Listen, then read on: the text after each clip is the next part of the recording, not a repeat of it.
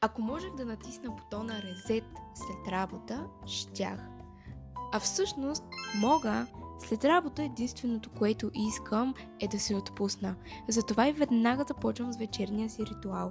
Прибирам косата си небрежно, почиствам лицето си и буквално се телепортирам в най-удобните си дрехи.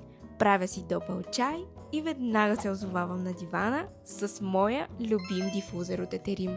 Поставям го на масичката, пълня го с вода и капвам няколко капки любимо етерично масло. И още с първата финна мъгла ароматът започва да се разлива из стаята и усещам как напрежението постепенно се стопява.